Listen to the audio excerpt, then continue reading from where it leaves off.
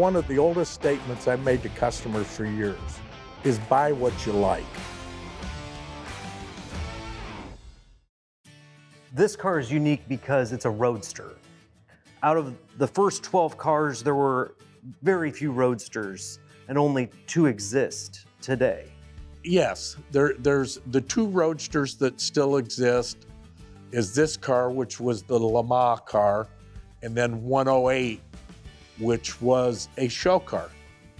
The one thing we got to keep in mind, this is not a GT40. The first 12 cars. The prototypes, they were just called Ford GTs. Then the GT40 moniker got added later because of the height of the car. Mm-hmm. You know, when this car, stories get wrote about it and so forth, that all it should be called GT109. It should not be called a GT40. In 1966 and forward, the GT40s were all coupes. So that would make this car the only GT Roadster to actually race in Europe. I wouldn't say that, but this is the only one that ran at Le Mans. Okay. A bit of lore, they said they made them all coupes because of aerodynamics. There could be some truth to that.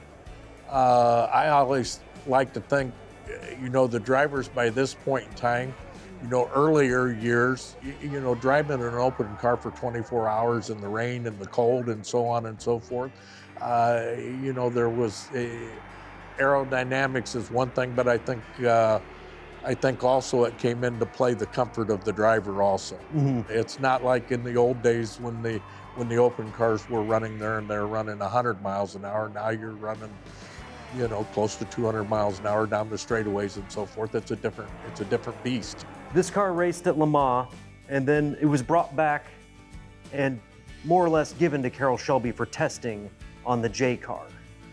They fitted the car with a number of different components, and then it really just sat in a Ford warehouse. Can you pick us up from after the race and how the car came into private hands? The ownership of this car is Ford Advanced Vehicles, then to Carroll Shelby, then it went to Dean Jeffries. Okay. Dean Jeffries was quite famous for custom cars, the Monkey Mobile. Mm-hmm. But where the Shelby Jeffries connection was, when Shelby started, he had one car. CSX 2000. And he would take that car for a magazine review or a news release, and they'd go back, and that night, Dean Jeffries would paint the car another color. And then Shelby would take it to another review. So that's where their relationship was. You know, when Shelby started up, everybody thought he had a bunch of cars because he had the same car, he'd paint a different color and take it to the next press release. And Dean Jeffries was the guy that was doing that. And so this car ended up with Dean Jeffries. He had it.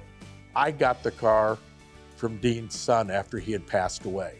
Harley Cluxton helped with the restoration, and we took it to the Pebble Beach with the GT40 class, and it finished second. We believe it was the better restoration, but it finished second to the Le Mans winner, which is understandable.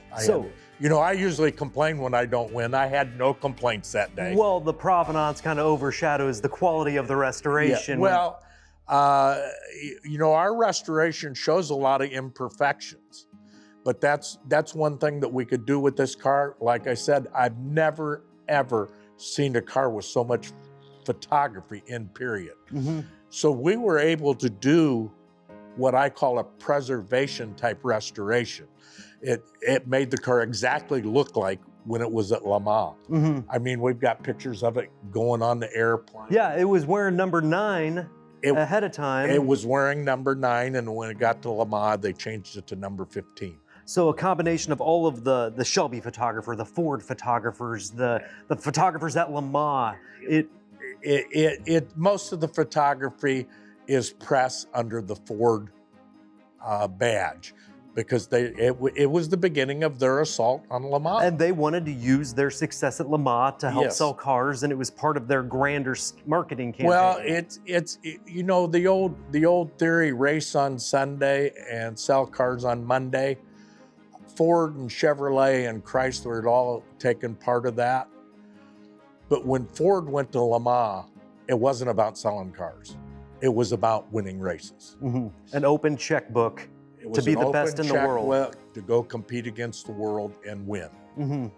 And they did, 66, 67, and this car kind of preceded all of that. Yeah, this is part of the prototype series that got to the next winning. This is part of the development that got to the winning group of cars. Now, when we're looking at a race car 60 years after the fact, this car ended the race with gearbox failure. It was never crashed. It was used for testing. It was maintained. It was stored. It was in long-term ownership, and you can connect all that back. You know, this old girl, I've always treated her almost like a redheaded stepchild, and she's always treated me as a champion, probably more than any of my other cars. She, you know, wherever she goes, she wins on the show circuit. People are always happy to see her when I lend it to somebody for a vintage event or so forth, and she's really a special car.